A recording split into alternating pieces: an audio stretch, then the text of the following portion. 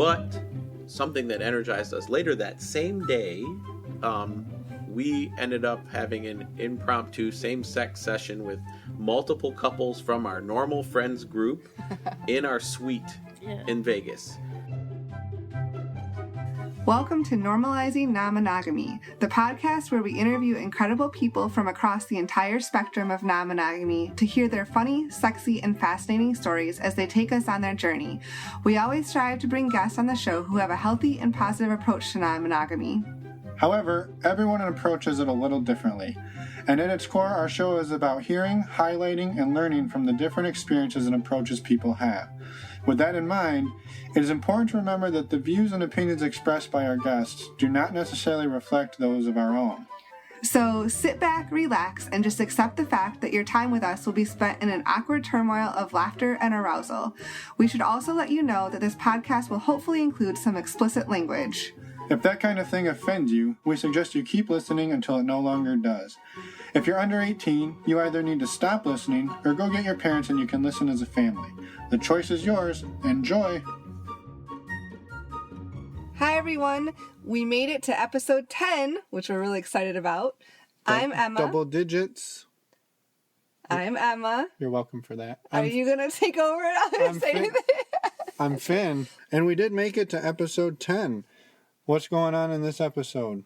We have a fun interview with our friends Sadie and Todd. We were interviewing them in their basement with no pants and had a really fun time talking to them. Yep, and before we get to it, we just wanted to mention one thing that comes up a lot in this episode is how much Desire, or their trip to Desire, impacted their journey in swinging. And it's actually very similar to ours if you listen to our first episode where we talked about it.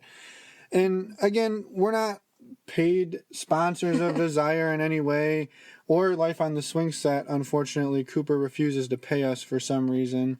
But we're going again this year, and yay! I'm excited. I can tell. We decided a couple weeks ago we're going to go, and there's going to be with the Life on the Swing Set crew again. So we've had a really great time the last 2 years we went with them. They put on an awesome week of events, and it's a great time. So we just wanted to plug it for Cooper and the rest of the Life on the Swing Set crew, Dylan, Ginger, and everybody else who's involved. So if you're interested in going, head over to the website SS Desire, and that is the first week in November. Yep, November 3rd through the 10th. Yep, so we're not going to blabber on too much more about it. We're going to jump over to the interview. But check out ssdesire.com if you want to sign up for it. And if you want to check out our show notes for everything we talked about in this episode, or shoot us an email, say hi, leave us feedback. You can find us on our website at normalizingnonmonogamy.com. You can also find us on Twitter under the screen name NNM Podcast. Or on Cassidy, too, under the same one, NNM Podcast. And if you don't have a Cassidy account, use the link on our resource page. Shameless plug. Yep, get 30 days free. If you leave us a review on iTunes, you get 90 days free. And now let's go to the interview. Yep, here we go. Hi, guys. We're here with some of our good friends in their basement drinking wine and doing a live podcast. Why are you laughing at me? Oh, boy. Go ahead, you start. So we're here with Todd and Sadie, some good friends of ours who don't live too far from us. And we're going to start off by just having them tell us a little bit about themselves and maybe their rough ages and what non-monogamy means to them just in a general sense, and then we'll dive into it a little bit deeper. Thanks. Yeah, we're Sadie and Todd. We're 37 and 40. We live in the Midwest, and we have a toddler. Swinging to us, we're pretty, I guess, typical swingers. We're not into poly or anything like that so far that we figured out. So we are situationally full swap. So we'd have to be, the way we are is kind of like we're friends with benefits. So if we're really comfortable with people, we might be willing to full swap with people. Otherwise, we're probably just going to be kissing and soft swap by most people's definition, probably. But Or if you're same super room and- special, then hey, that could work for us. So what was the catalyst that got you guys into this at the beginning, and who brought it up in the first place, and what was the reason for that? It's my fault because I'm just a big slut. So basically into, same room sex type situations, like watching live porn since I was late in high school, I would say. Like parties with friends or whatever. Sometimes maybe it got a little out of hand. Maybe. But maybe.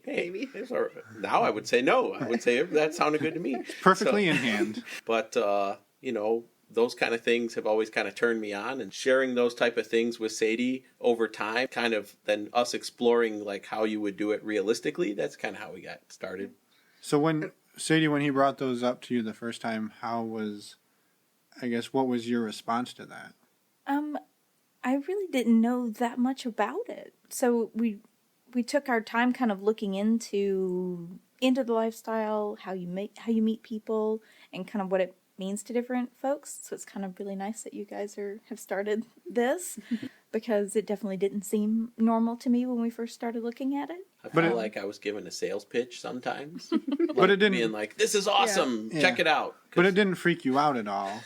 I mean, I'm sure a lot of us have had the moments where we sort of had to deprogram ourselves from whatever childhood, and young adult sort of dogmas we were raised with, where we have to kind of figure out that it really is okay. It's all right to have fun like this when you have consenting adults who are doing safe things with each other. There's not really anything wrong with that. So we kind of have to get past that in our head. So it definitely took some time to do that. I still sometimes have knee-jerk reactions where I'm like, that's weird. But, I talk myself down out of that. I think we all do to a certain extent. Yeah, I can relate to that definitely, just from growing up, and the societal way you're taught things is not that. I guess group sex and sleeping with other people is not okay most of the time, and trying to reverse that in your head, and it's like, wait, hang on, we're adults. This is all consensual. All we're being truthful with our partners. It's okay, but trying to convince yourself of that is tricky. But overall, it sounds like it was something you were at least open to discussing. Absolutely. Yeah. So open to discussing, but then like I think a lot of couples have to do through a bunch of communication. We had to figure out like the whole jealousy angle. Like, were we going to be jealous? How do you figure out if you're going to be jealous without actually trying it? Right, that was the scary part. Those are some kind of, where's the proof that that's how it's going to happen? And that probably is how we got to our first experience. We talked through our exploration. Sadie and I kind of looked at websites online and things like that. And then it kind of was like, okay, there's these things like hotel parties. Mm-hmm. Is that how we should do it? Right. And then through various, discussions with people on the one of the websites, we kind of just were like in those discussions, well, maybe we should just check it out. Right. But didn't know about rules, didn't know about lots of things. So check it out was maybe too open at that time. And how long had you guys been together before you started this conversation? 5 years. Okay.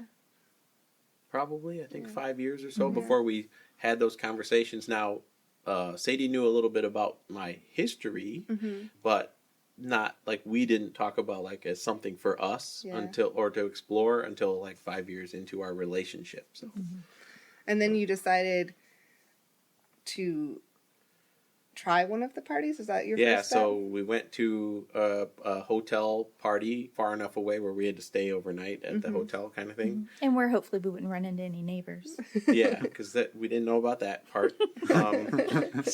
But anyway, so we went to the hotel party and we met some really nice people that kind of talked to us about being new, which a lot of people meet. There's folks like that out there. I think the spiritual swingers call them the Yoda. The Yoda couples, the Yoda swingers who take them under their wing and teach them everything. So. Yeah. So not all the teachers are Yoda level, though, right? So, but we yes, can wish. we can try. So It all depends on the lightsaber.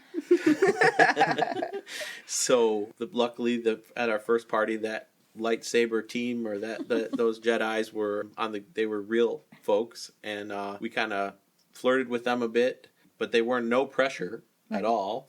And then it was kind of like a dance party from the way we kind of viewed it. Flirty things going on, maybe there was a little like flogging station, or there was like various things going on that you could check out, or people were selling, there were toy vendors there and people doing photo booths and that kind of stuff. So, but anyway, so not until the playroom later on, like after the dance party part, was when it was like, okay. Well, that's when we realized we really didn't like plan ahead enough. I think, like Todd was saying, it was far enough away that we had to drive and stay overnight. And I think ahead of time we had sort of assumed that we would have the rules conversation in the car on the way up. But that didn't work out because we basically spent the entire drive up with me second guessing what we were doing. So I think it's normal to have some nerves. Right, and that's fine, but by the time we got there, we still hadn't had the rules conversation.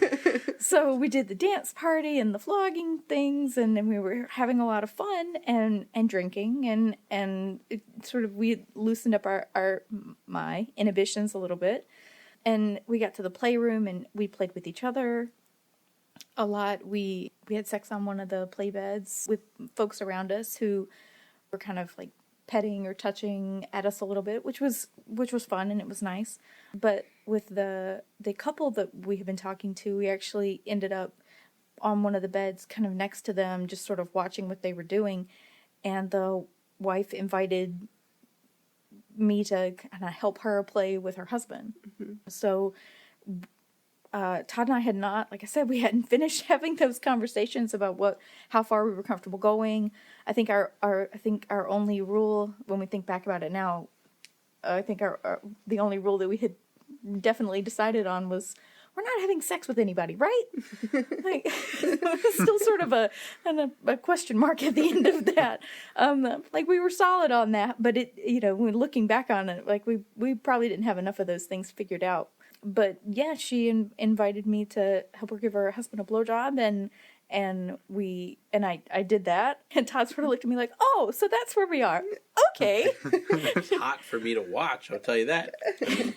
Figured out no jealousy from my side right away. Like, that was awesome. So it was fun. We had fun with it. I think, but afterwards, other than figuring out that he wasn't jealous, we kind of looked at each other. We're like, wow, we really need to have some additional conversations about this. Mm-hmm. Like, I'm glad that was fun, and it was a confidence building experience because we did have fun, and nothing really went really wrong, despite the fact that we didn't have it all figured out. Yeah. But we did walk away from it deciding that we probably needed to have a few more conversations before the next experience. So is that what you guys did then, going into the next experience? So we had enough fun at that party to go to the next month's party at the same place. Mm-hmm. Didn't play with those people, but we did have those conversations, and we actually did. They kind of progressed over the next couple of months that same way to kind of level set where we were at and how we wanted to do it. We did not agree with what all the things that we thought. Like, I thought I was at a different place than Sadie, and at the time, then and for a while, we thought we needed to be at the same place in order to play. Mm-hmm. We know that differently now, but back then, that's what we thought. So, right. So that put more pressure on her. You both need to be comfortable going to the same stages, or you both need to be comfortable. Like, if you are comfortable with oral, you need her to be comfortable with it too. Right. But it's okay if she's okay with you with it, but she doesn't need to have it herself. We know that now. Right. But we didn't know that. Like, we were like, if I said I was okay with full swap, but she wasn't. Yeah. That was for some weird reason. That's not the common thing at hotel parties or in general. Well, I think part of it is based on the classification system that gets used on a lot of the websites, which is how we were meeting people, and that's how the parties were being set up. People are classified by couple. The couple is soft swap. The couple is full swap. Right. There's not a flexibility to say, like, the wife is into oral and manual play and the husband is into, whatever else. Mm-hmm. There's not a way to really describe that. And really, if you're new into it and you're looking at these things, you're going like, well, I don't want to be the outlier. I don't want to be the person who rolls up with all the extra rules and makes things difficult. I don't, Right. You don't want to be the Debbie Downer, the party pooper, you're still trying to figure out what is, all of this seems strange. What parts of this are actually normal? Yeah. So going into that second party, it sounds like you guys had maybe laid out a few more rules, but you weren't necessarily at the same place. Do you mind elaborating on that? It sounds like one of you was maybe more comfortable than the other one going into the second. Todd was a lot more open to full swap in having sex with someone else in the right situation. I was still I was still in the place where that was not an option for me. Mm-hmm. I just wasn't comfortable with that yet. So that was hard for us in a lot of ways because I felt like the anchor. I felt like everyone was waiting on me to be okay with what everyone else wanted to do. So that was tricky. And going into kind of the subsequent experiences after that, some of the folks that we met, we had talked to, because we decided that we wanted to try and get to know folks before we went to a party, because it's really difficult to meet someone at one of those hotel parties, get to know them enough in a couple of hours to really feel like you feel comfortable playing with them. Yeah. High pressure environment. It was. And so even though Todd wasn't necessarily pressuring you, it was sort of an internalized, he's ready to move on, but you're not. And so you feel like you're holding him back, even though he's not really pressuring you to make that move. Right. And I wasn't, and I was still trying to figure out if, what was fair to the other couples, with their expectations or things. And we just didn't know enough at the time about how it doesn't really have anything to do with what other people want or what other people expect necessarily. You have to decide what's right for you. Yeah. And then you have to let people know what that is. And then if they'll fit what they want to do with you to your rules, then they're the right people to play with. And if whatever your rules are don't work for them, then they're the wrong people to play with, and you just move on. So we had that disconnect, and it led to personal pressure on yourself, right? Stress and on then me. we met Darth Vader instead of Yoda. We met the next take us under your wing couple. So going into the second party, when you guys you had talked about the rules, and you were both at sort of separate comfort levels, but still on the same page in terms of what we were gonna. I was okay to find at her level, right? Mm-hmm. And I think that's important to note that typically in these situations, you default to the person who's at the less advanced level, I guess. Right. So if one person's comfortable full swapping and the other person's only comfortable giving hand jobs, you default to hand jobs. Yeah, right? exactly.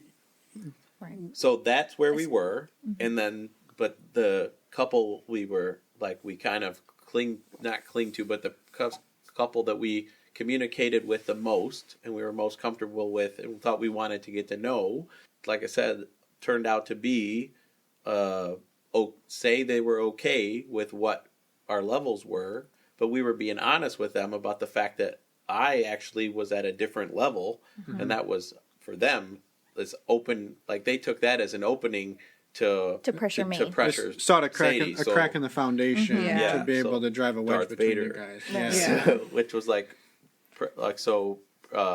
pressure over time that got us in a bad situation. Yeah. That basically led us to basically pull away from playing or the parties specifically, but more generally playing for a little while. Because you, Sadie, felt so much pressure from this other guy. Right. Well, and I ended up in a couple of very awkward, potentially dangerous situations where I allowed myself to kind of be separated From Todd.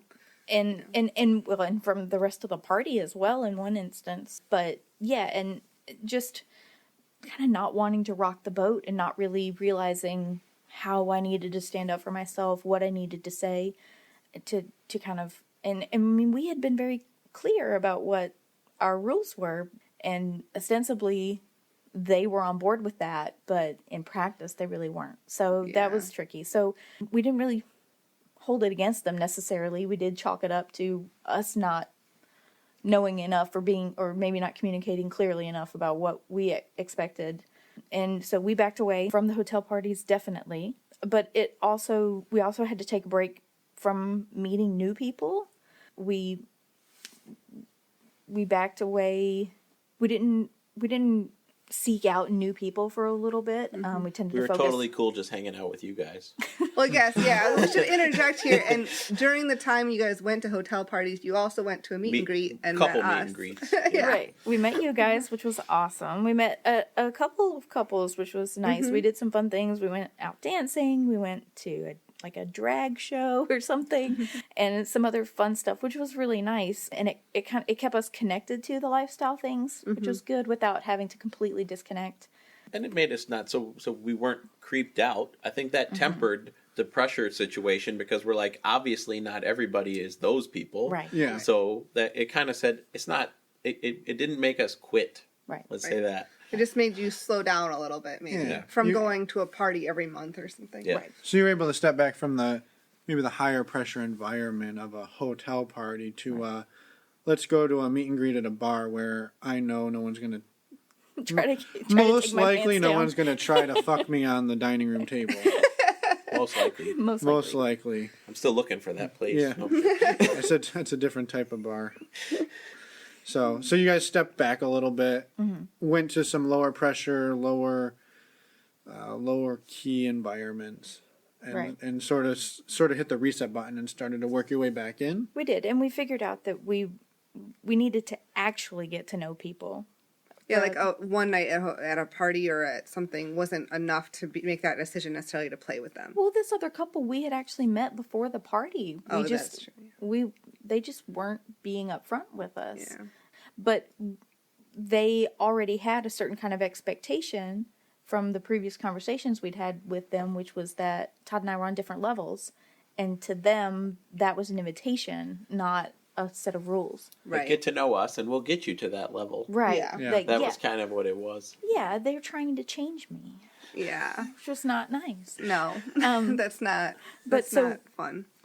So from advice that- to anybody doing this: don't be those fucking people. Well, yeah, that's for damn sure, especially experienced folks. But as new people, I think Sadie said it right, which is like, just be comfortable enough to say what you're okay with, and stick to your guns on that. And then when you're ready to progress, then you tell people that time. Yeah. You actually don't have to say like, I'm not full swap yet. Yeah. You Right. could just say, today I'm comfortable with this. Right. Giving them no indication that you ever have been full swap or will be. Right. And their It's just- response to that will tell you everything you need to know about them. Yeah, pretty much. And I think it's important here to say too, it's easy to jump on and say, well, Todd should have never left Sadie in that position where she was by herself and she had to defend herself in these situations. And I don't think that's a fair assessment, because you wind up in these situations, and we've been in these situations we where have. people separate you, and it's maybe they're not doing it intentionally, but it happens, and you feel safe enough in the situation. They're like, she's okay if she goes and gets a drink and he goes with her. They're not like, I'm going to take her in this dark closet Right. and separate her. You feel safe in the moment, and then you look back on it and you're like, why did I let that happen? Right. And we've been in that situation, and it still happens on occasion. So it's easy to jump in and say, well, that's Todd's fault. He should have never let her do that. But at the same time, we're all adults here, and we're obviously not going to do things that are going to put our spouses in danger intentionally. Yep. And so I just want to put that out there, because I've been in that position. I know you've been in that position, and we've talked to countless other people who've been in that position. Yeah, I didn't know. Like, I would have told you. That was really the situation. Was like, I thought it was super hot to go get drinks with the wife of that couple, and like, we would flirt and kiss, and like, she gave me a blowjob in the hallway in front of people, and this was like our first, like, okay, so she gave the guy a blowjob at the first hotel party. Sadie did. Yeah, Sadie did. So I'm like, okay, this is like me getting my chance. And I didn't think of it. It was like super quick. It wasn't like to completion. Yeah. It was just like, but people were walking by from their rooms. And I was like, this is the hottest fucking thing ever. So I'm like, okay, this isn't so bad to just go get a drink, right? That's right. And then we went back to them and they weren't there. So it was like their version to get like, he was like doing the same, but then his version of what he was trying to do with Sadie, not cool. Like, was not within the rules or whatever. So, yes. So sorry for my tangent there about that. I just wanted to make sure that people didn't feel like you were isolating your wife or abandoning your wife, because that's definitely not the case. So, Definitely not. So you guys had stepped back from the hotel parties and then hit the reset button and started to work your way back in. What did that process look like, building back into where you are now?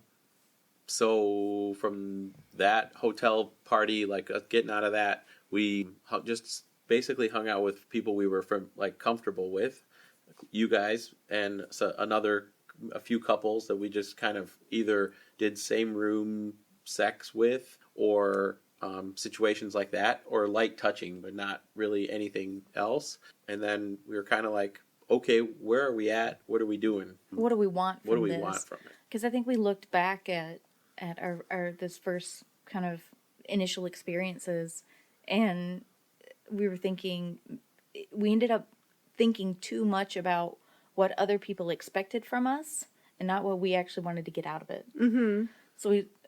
So when you say reset, I mean, that's really what it was we had to reset what we expected out of it. And that took us a while because I wasn't completely sure. And for a little while there, I think Todd's version was pretty simple. Like, I want to fuck things.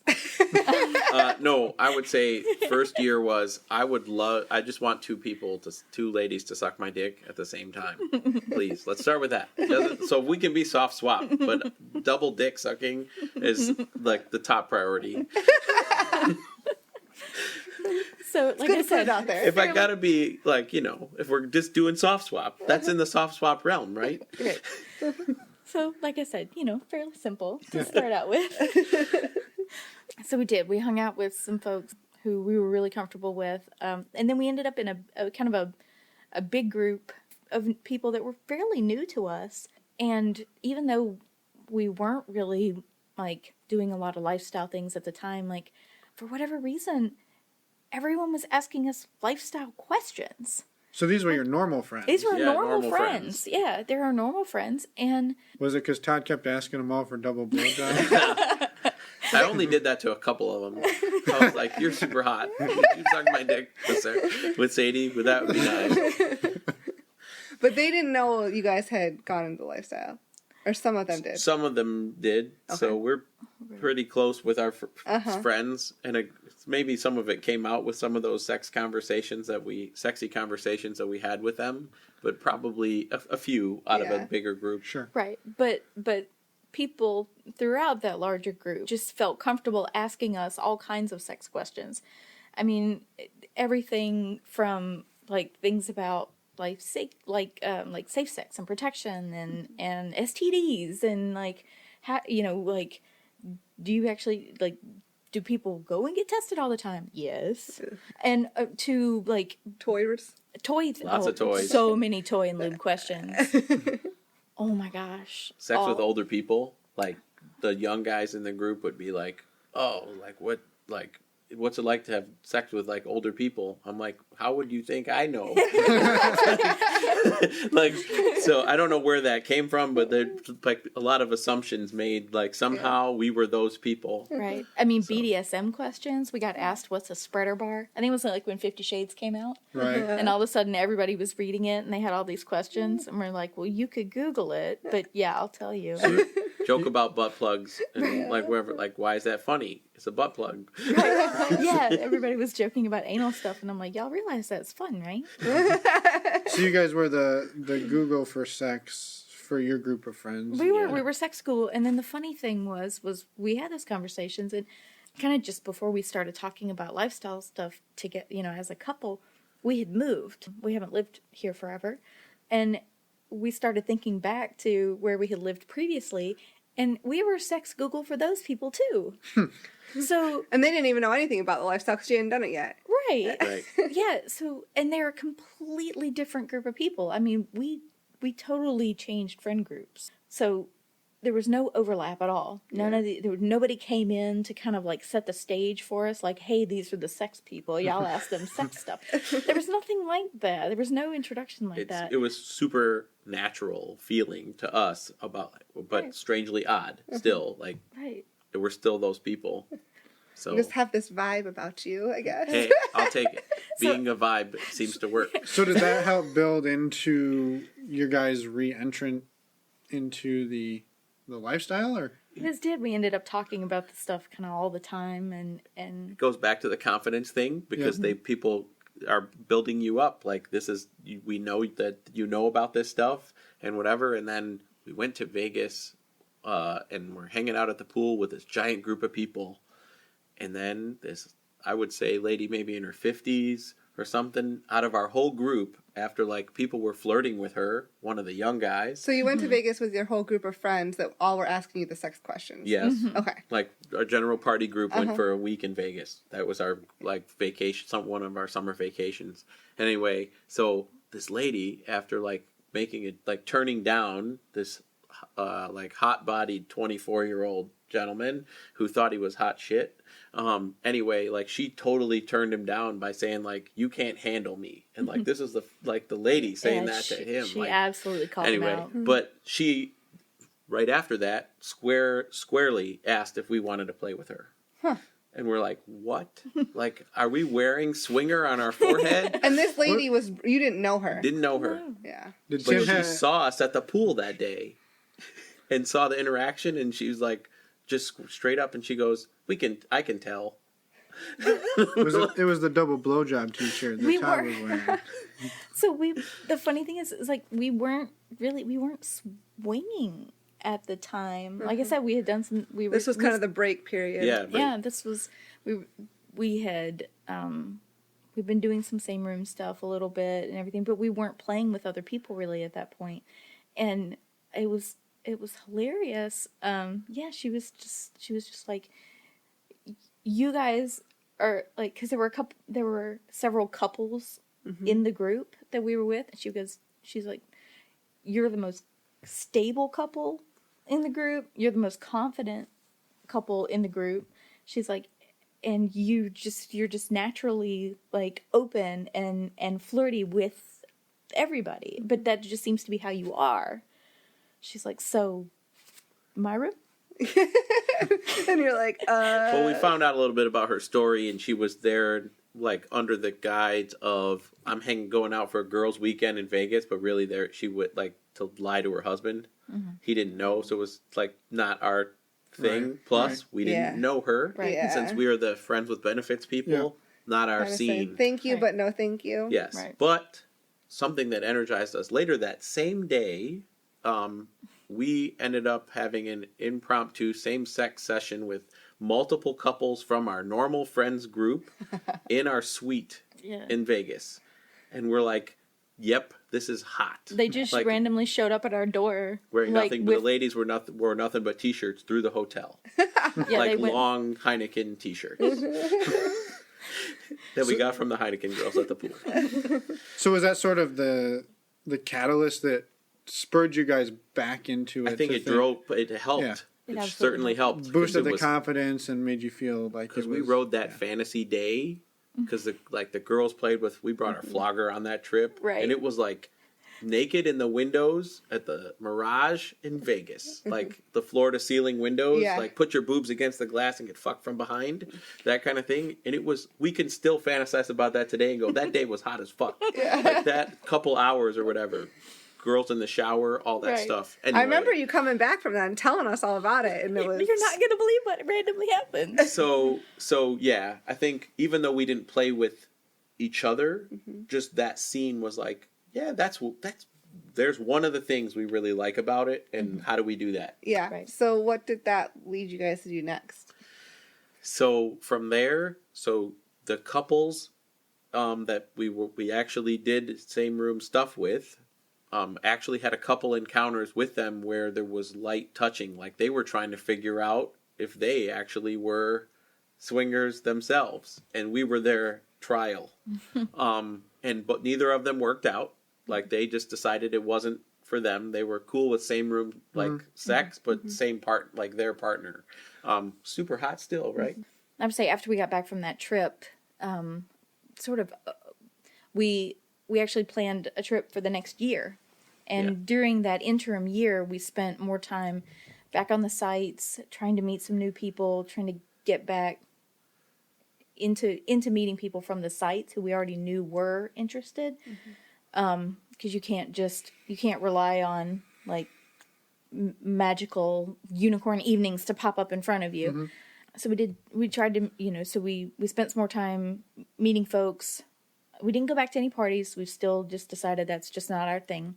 We did a lot of same room stuff with those couples, Right? like for that year, I would say. We just didn't play with each other, just leading up to Vegas trip number 2, which the whole group did not go. Really only the people that we're best friends with, that know the most about us in that group, in our swinging ways, I guess you could say. And like there was no issues with us being naked and telling them everything we were going to do, which included going to a meet and greet at a hotel party, like a hotel type party. I'm sorry, in a hotel room. Right. So small and more intimate, not like a hotel takeover type thing. So we went to a hotel room party in a hotel in Vegas next summer, and it was eye-opening about like that was kind of the exposure to the seedy side. But there was one couple that there were some very nice people there, but there were also some red flags that we probably should have taken note of. Kind of just goes to show you that no matter, like, you can see a whole bunch of stuff, you can see a whole lot of things, you will never run out of new things. Specifically, we didn't understand that people like go like couples required. We thought that meant like married people generally, or long-term relationship. But we found that was the first time we ever heard of a couple that literally did internet dating to hook up, to just go be a couple for that party. Like they were both single, but they wanted to go to swingers parties. Right. So they had to find somebody else to go. Right, because they can't go by themselves. Right. So they didn't even know each other. They met just for that day. And we're like, oh shit. Like that's a different, that's not in our safety, like that's not safe for us, right? For our safe sex rules. So those people were having sex with a lot of people at that party, but we kind of just stuck to it was just, it was still same room sex, and we think that's hot. So we actually did play with each other next to one couple on an air mattress, right?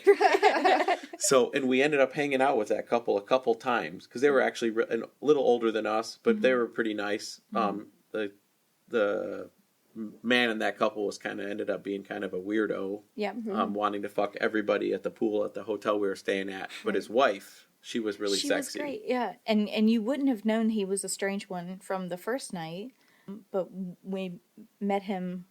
When we met them later on, it sort of came out. Yeah. There was a little bit, which goes to show. I mean, for us, we really do need to get to know people. To be comfortable. Right. So that party was overall just a learning experience.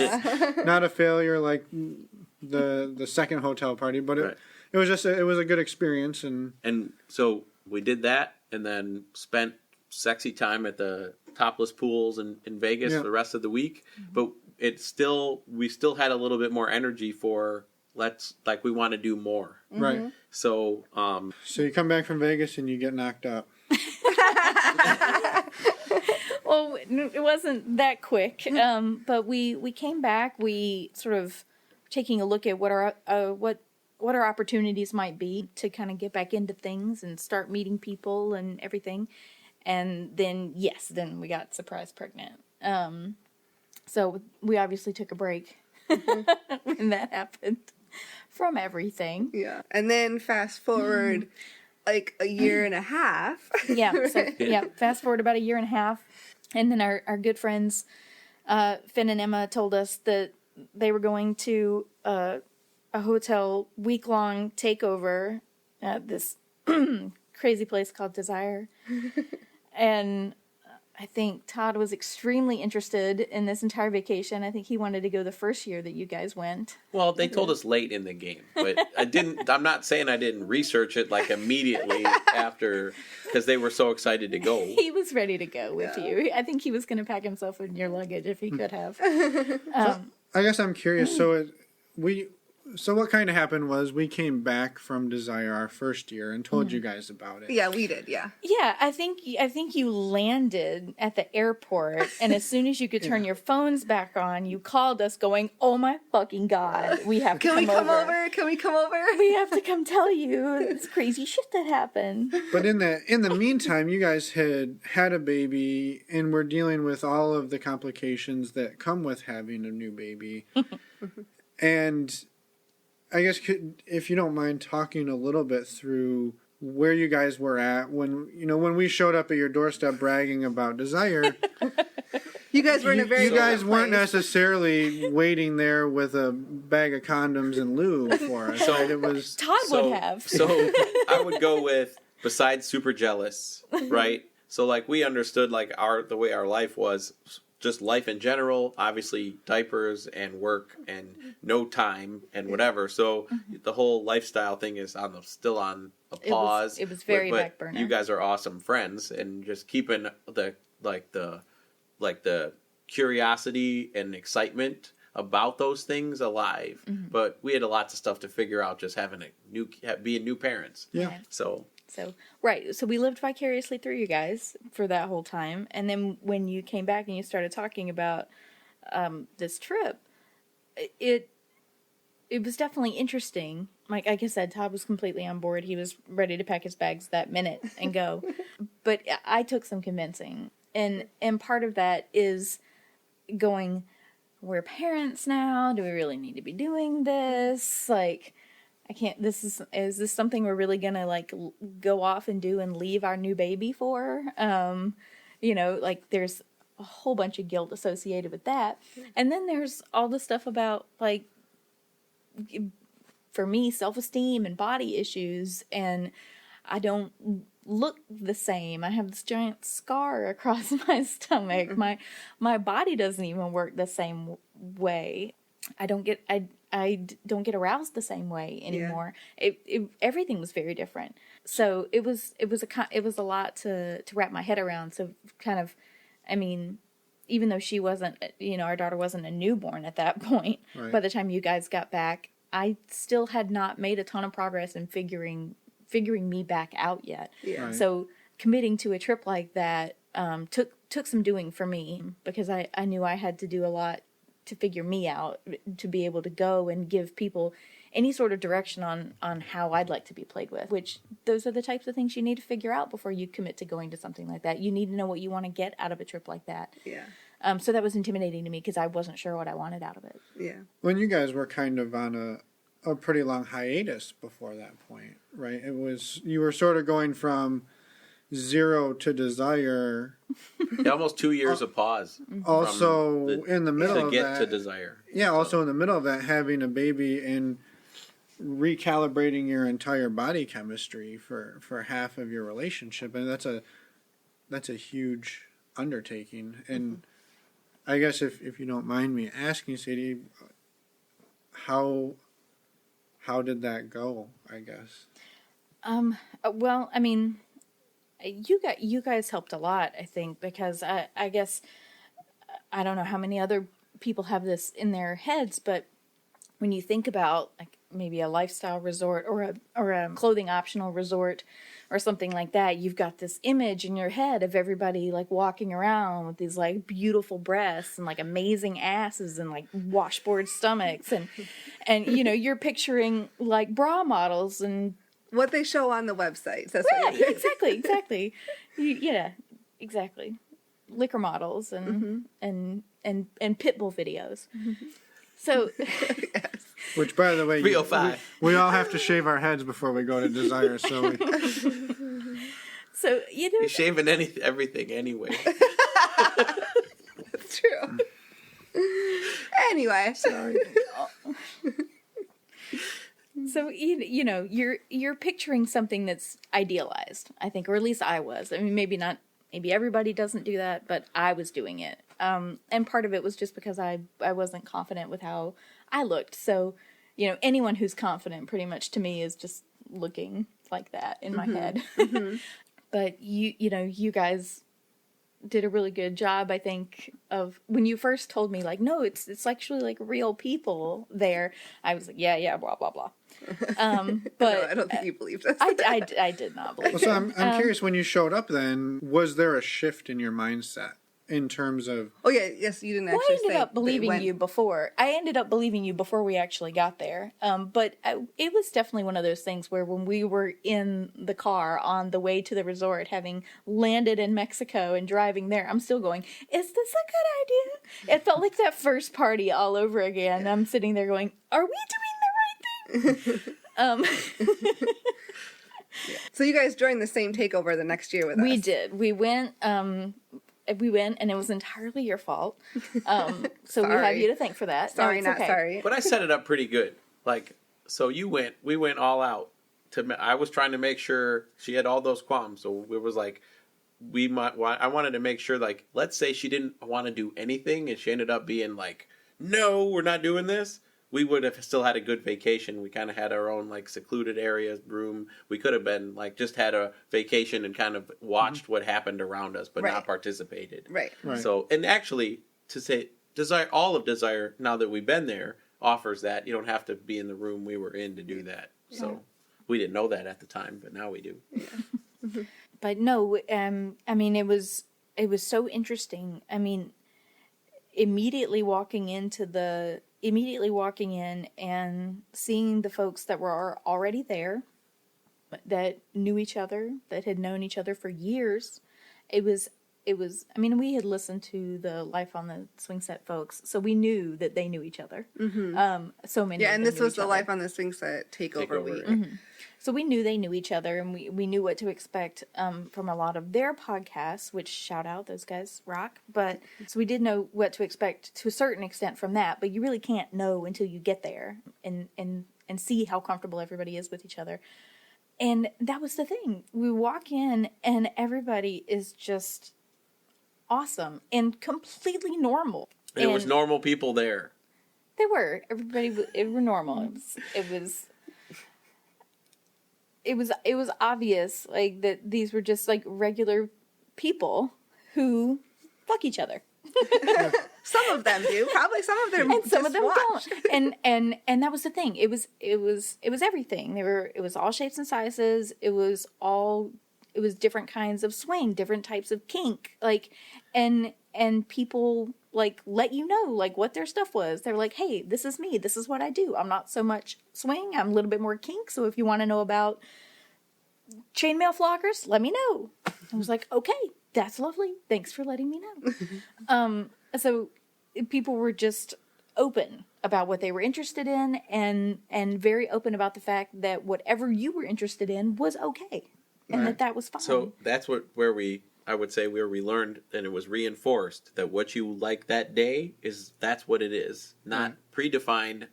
Like, I'm always full swap, I'm always whatever. It's always. And actually, I'm gonna break it down even further. It's not that day, it's at that time. Yeah. And what enthusiastic consent is the best thing, and it's like at any given hour you could be different. So So was there any shift that happened that week for you guys? Or I guess going into that, were you still on the separate playing fields of Todd's okay with full swap, Sadie's not quite there yet? Right. That was how we,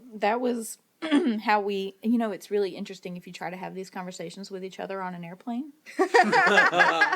We ended up... We're like, really? Yeah. Yeah, we chatted in code, like, half the way down, and I was, like, making notes on my phone and showing them, and he'd go, what do you mean by that? I would have to retype because we didn't want to have all the conversations out loud. To answer Finn's question, though, so you guys convinced us that being separate at different levels was okay where we were going, and we were believing you. Yeah. So Thank you. Good. when we wrote out the rules and when we were redoing kind of rules, like at the finalizing it, I would say before we got there, it was kind of like, okay, we're going by what our friends told us, and we'll go with that. And we wrote it out that way, and we saw it then we saw it in practice at play parties and whatnot at Desire. So that was pretty cool. How to see it in action. So we weren't wrong. We didn't steer you wrong. And it was hard to believe though, considering our experiences back home, where everything was on like we referred to before.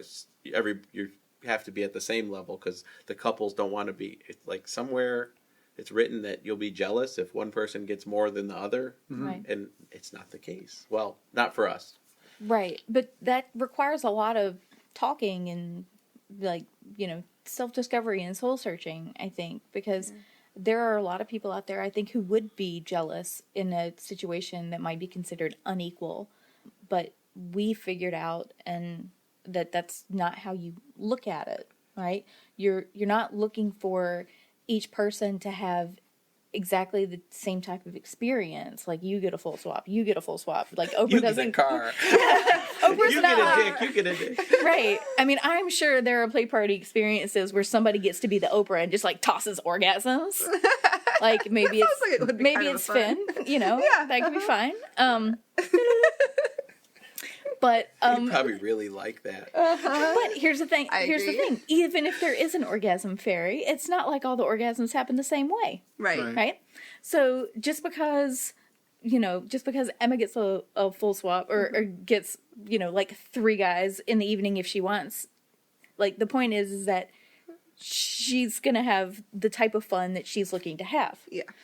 And just because if my experience of the type of fun that I'd like to have isn't full swap, isn't whatever, that doesn't mean that I got less out of the experience. It just means I got what I wanted out of the experience. I got what I expected out of the experience. And looking at it from that perspective rather than, oh, we each did the same thing, that's what makes it equal. It's like, no, what makes it equal is that you got what you wanted out of the experience. Yeah, so it sounds like Desire and being that environment showed you guys that it's okay to get what you want, not what you think you're supposed to get based on what everyone around you is getting. Right, and to go back to your question, you had asked, was there a shift that week? And, it was nice because Todd did end up getting to experience his kind of full swap experience while we were there, which was great. I did not get to that point while we were there, but I definitely, by the end of the week, was much more open to that idea, but also open to other experiences in general, which was really nice. And then after we got home, I actually did end up opening up to a full swap experience, which was nice. So nice. The fuck? It was all right. Mittens are nice. Sorry. That's okay. How would you like that restated? Tell me how you think it sound. Nice in terms of just as a almost like you had mentioned before about kind of like milestones that you hit in your like swinging journey, right? It's like, well, that was nice. Thanks. Actually, to go with that, I'd also say like you have to have the patience to be like willing to wait for the people that respect what you're about. And what I saw from when Sadie got to the full swap experience, that she made sure it was with someone she was comfortable with, and that is like super important for us. That's hence our friends with benefits requirement. So, and it fit how she wanted it to happen. Perfect. Yeah, I was the observer. So. Yeah. No, I think that's important, is to be willing to be patient and say, well, we're to the point now where we're comfortable with something, whether it's soft swap, full swap, same room set, whatever it is, but you don't have to force it to happen right away. Just because today's the day that we decided, hey, we're ready for it, today is not the day that it has to happen. Right. Wait until you're comfortable for it to happen. Otherwise, it may turn into a situation like happened for you guys way at the beginning, where it goes terrible and it pushes you back and resets. So just because you're ready for that doesn't mean you have to do that. Mm-hmm. Right. And I think that's important advice that you guys gave there. I think the other thing that we learned, and it's with that patience, is that like the giving someone the label of a swinger makes it sound like people do this stuff like all the time, like every weekend. And I'm sure there are some people that have enough free time that maybe they do. Mm-hmm. But I don't think that's most people. I think the people that are in it like we are, when they have that patience and they're looking for those right opportunities or the right day with friends that some days you might get together and not do anything. But I think generally people are like maybe a couple times a year where the situation's right. Mm-hmm. And I think there's a stigma like that swingers are like fucking each other all the time. Like it's like Right, every like it's day. the primary hobby. Right. Yeah. And that's just not I don't think that's the case at all. I think it's more the norm is more like a less frequent type of experience because you're waiting for the right experience to not mess up your primary relationship. Yeah. And not that that's the wrong way to do it if they do it every weekend, but it sounds like that's not necessarily your guys' strategy. Right. And that's what I'm trying to go is that I think that I want to let people know that is totally okay and normal. Right. Yeah. Right. Yeah. People coming in to taking a look at swinging as something they're trying to figure out if it works for them. Like they probably do need to know that most people don't do it every weekend or go out and do it every weekend. Like that doesn't have to be an expectation. If that works for you, by all means, go, like do it. But if it doesn't work for you, there's nothing wrong with that either. Yeah, I think that's a good point. The other thing I wanted to mention really quick is that, Sadie, I know when we got back from Desire, you mentioned that the whole week there just kind of normalized a lot of just sleeping with other people, I guess, to be frank. Right. About that it's not as big of a deal as sometimes you build it up in your head, at least I do too. Right. It definitely did. It was definitely interesting whether it was the play party environment or whether it was just out at the pool and watching people with other people's partners and everything. And I honestly, I expected going down there, I expected there to be at least one or two dramatic couple incidents, where people got their wires crossed or their rules flip-flopped or somebody got too drunk and didn't remember what they were supposed to not be doing. Mm-hmm. It literally never happened. I never saw it. Yeah. I never saw a drama moment, which is crazy because at the hotel parties that we'd been to, there was couple drama literally all the time. Yeah. That was half the fun of the people watching was what kind of crazy drama is going to happen. Whatever. The entire week we were there, I never saw it. And that's just a testament to, the folks that are willing to go and do, a week-long hotel, resort takeover. I mean, these are the people, for the most part, who are in it because they're serious about it and because they're going to have a good time with their friends. They're not going to make a mess of something or the other groups that are on the plane with you are the girls' weekend people that are going down there to get sunburned and bombed on the first day and fuck as many people as they can. Whereas the swingers who are on the plane are have lists and And I think it's a testament too to the relaxed environment where you mentioned at the hotel parties there's that drama, and I think that's because everything is so pressure. Yeah, condensed and amped up. It has to happen in the next 2 to 3 hours. And at Desire, it's like, if it doesn't happen tonight, I don't care because I'm going to wake up tomorrow and I'm probably going to see those people at breakfast and we can chat some more and decide then if it's going to work. So. Right, exactly. And that is nice. But the other thing too, that was nice is at the hotel parties, it seems like half of everybody, almost everybody, seemed like they needed to get drunk fast in order to have fun. And at Desire, of the people that we ended up hanging out with, people were drinking, obviously, but I didn't get the impression from any of those folks that they had to be drunk in order to have fun. Right. Like, Right. or to have the courage to play with each other, to do whatever. Like, nobody needed Right. the booze for that. Yeah.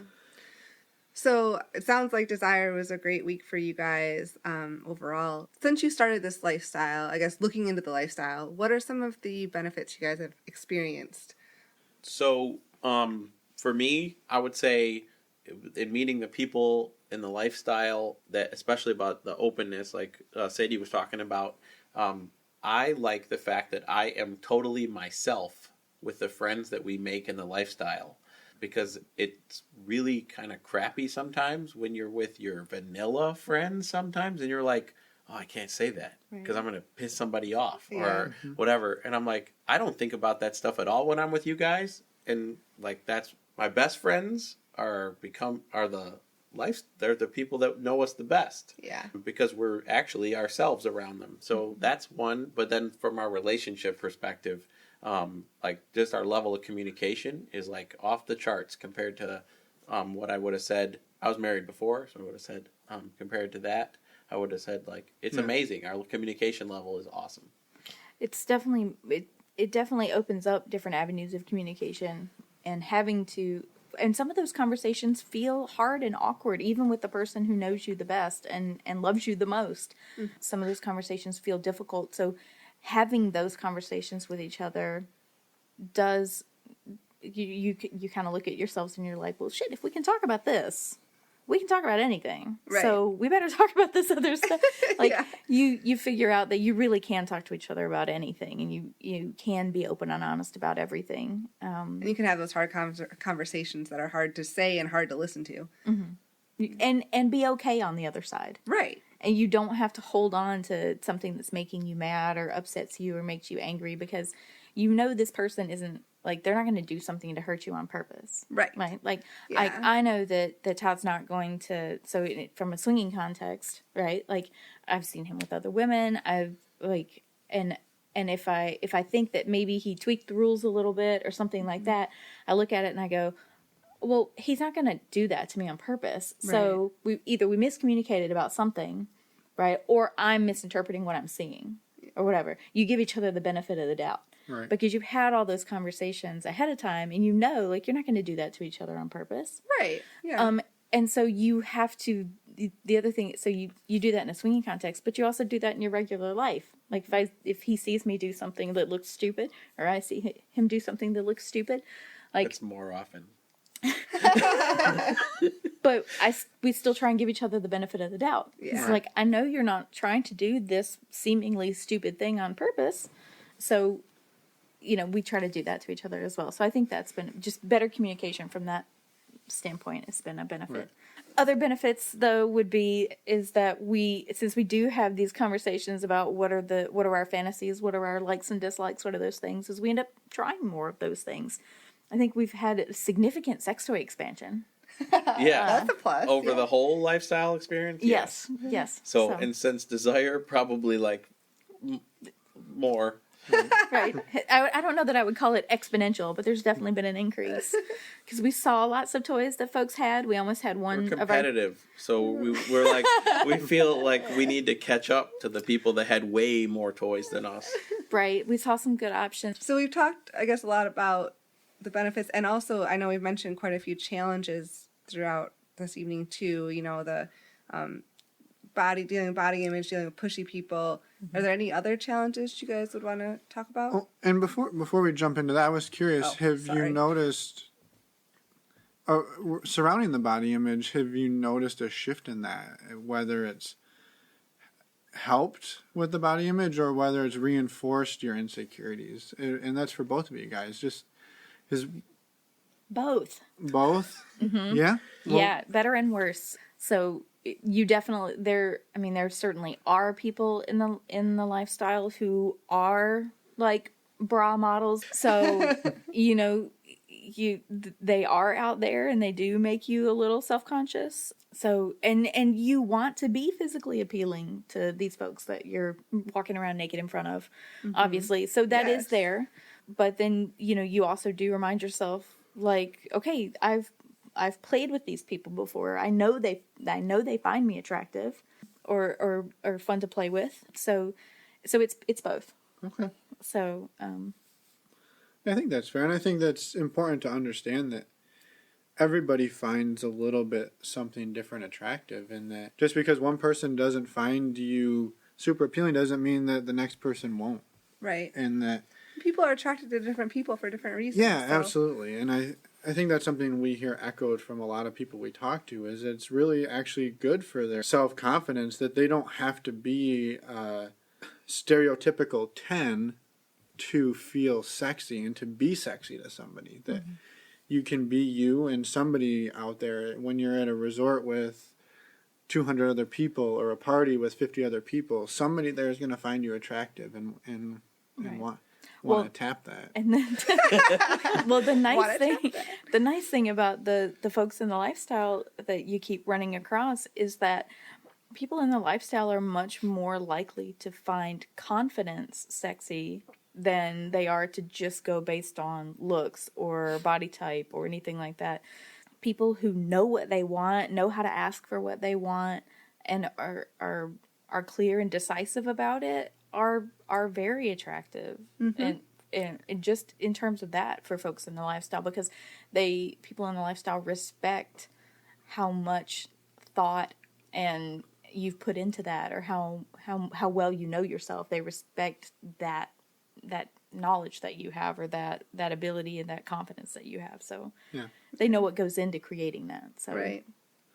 So sorry, back to Emma's question then. Have you guys experienced any challenges? And I know we talked about some of them in terms of the issues you've come across, but have there been any internal challenges that you guys have overcome, and how did you overcome them? Well, one of the challenges that we've faced since we've decided we wanted to be more involved with the swinging is just the sheer amount of time that it takes to try and respond to folks on the websites or meet them and stuff. And I'm, full disclosure, absolutely terrible about that. If anybody contacts us afterwards, you're talking to Todd. I'm horrible. I'm the worst. And it's because the lines of people just trying to get in her pants. That's definitely part of it. So, and since we're a friends with benefits couple, that's our definition, whatever, we have to spend the time and have the patience to spend the time, and we are struggling majorly with that set of things. So between work and kids and normal life and everything, and then trying to find the time to build those extra actual relationships. Vet people and build those friendships. It takes time and effort. Right. So we're actually trying to re-strategize that out now. In this area, we think there's probably more opportunities than we know about, and we're just not aware of them. Mm-hmm. So besides the SLS Cassidy type of website type of communication, I'm actually trying to network with people to learn about house parties and smaller meet and greets that aren't driven by those sites, but are driven by groups of friends like us. Mm-hmm. So maybe one of those couples brings another couple or two to a meet and greet, and maybe there's a house party some other place later that same day or whatever. But I hear those exist, so we have to figure out how to plug into those. So I'm working on it, networking with, I'm still on Cassidy and SLS, but I have a different goal. So we got to just figure it out, but we have the patience to wait for what we need for us, and that's important. So. Yeah. It sounds like that strategy is almost vetting people by proxy. You find a couple that you like, and you are friends with them, and you assume that if they've got a circle of friends, that those people would also be compatible with you just by function of them. Hey, and you won't hit a home run every time, so absolutely. Maybe the proxy doesn't work. Yeah. But I think you're going to be a lot closer. You're going to be in the ballpark. Closer. Just like your girlfriend's trying to hook you, like girls trying to hook up one of their friends with a guy they know who's a good guy. Yeah, my girlfriends are always trying to hook me up with guys they know. I know you have so many girlfriends. So I think it's the best way. I think that's a better way for us to start, and that's other than the random let's invite 40 people to one place and hope that. Yeah. Although proof in the room. It did work, but It did. That's how we all met. Yeah. No, I But think that that's good advice for people who don't thrive in that party environment to seek out alternatives, and that's a good way to do it. Is to search out those smaller groups and Just might take some effort. create some smaller friend groups. But it takes more time. I think the for me the silver lining about that approach is that if you get to know these folks, then at least out of it, if you figure out that you can be friends with them, then even if the sex part and the swinging part doesn't necessarily work out, at least you've made another set of friends that you can be yourself with. Yep. Yeah. And that's true. and for Todd, that was one of the things that is key. Like these are the people that you're most yourself around. They're the people that you really get to be your authentic self with. Yeah, whether we like them or not, that's a different story. But are there any last pieces of advice that you wish you had known when you first started doing this that you would like to project to the millions of fans who are tuning in this week? Try coconut oil. You're welcome. You're welcome. You're welcome. So it's like, use an aftershave on your balls. It's not a good idea. Try coconut oil. It's awesome. Yes. Refreshing even. Yes. Yes. So, okay. Not with condoms, but No, yeah, coconut oil and condoms don't mix. don't but, mix. PSA. Yeah. Those don't work. But a coconut oil lather after you shave is amazing. Especially in humid environments. But I wouldn't have known that without Emma. So, okay. I know. I'm good for something. Lots of things. Yeah, I was going to say just that one. I think we covered most about it. Communicate, be patient, those type of things. And realize that it's okay to be on different levels.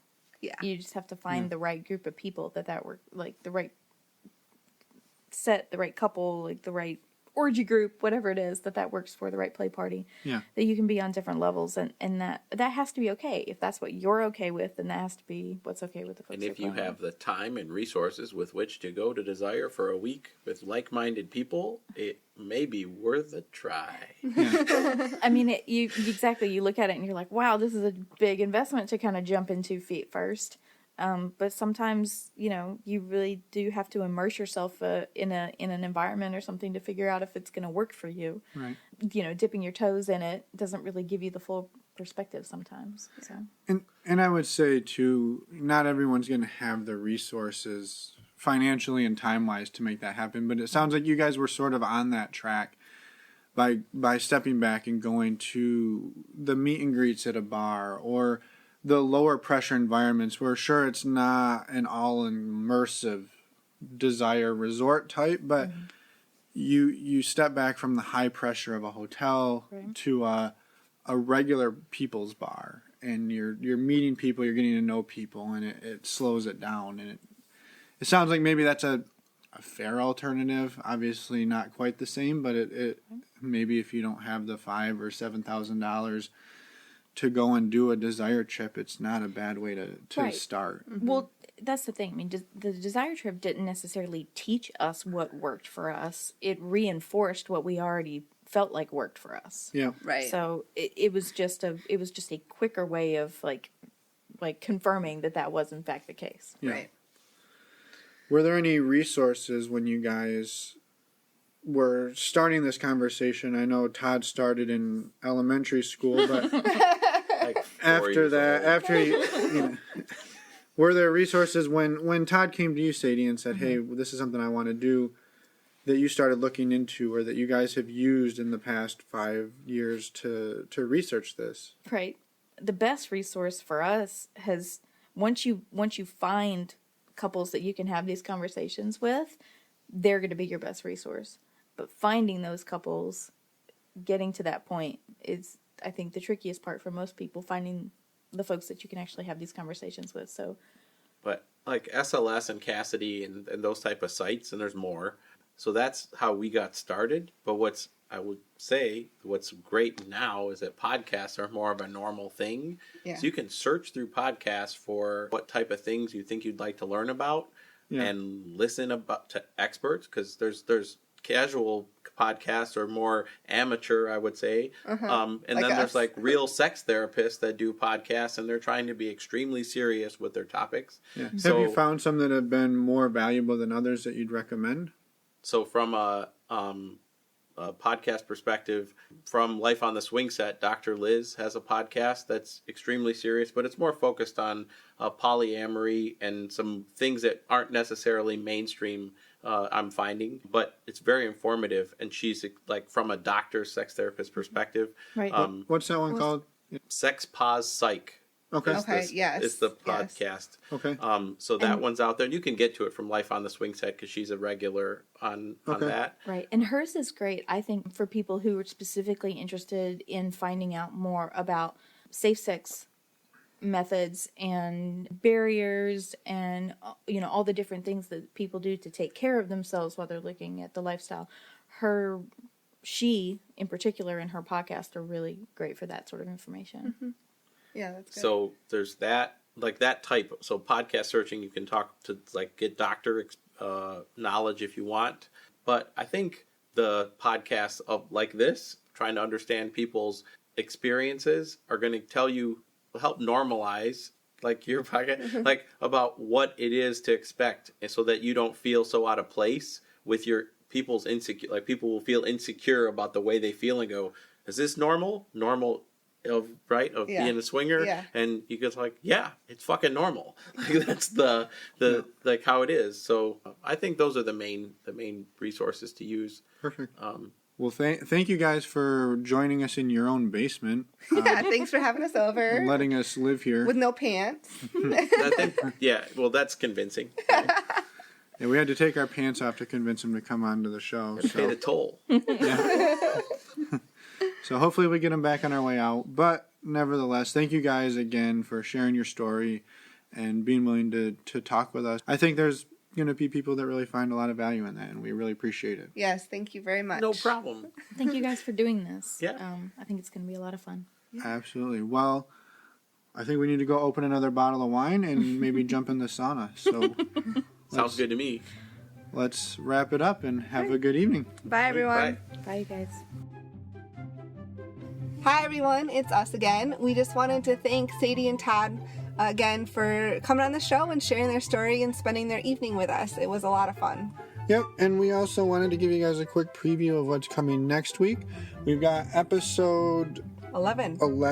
It's going to be an interview with the Priory Society hosts. And if you're not familiar with who the Priory Society are, you can go check out their show. Maybe specifically, I'd recommend episode 7, where they interviewed us. You get to see hear little tidbits of what we share. Yep, some of the stuff that wasn't on our episode 1 of our story, we share some dirty little details over there. Mm-hmm. So go give them a listen, and we will see you guys next week with that episode. Bye, everyone.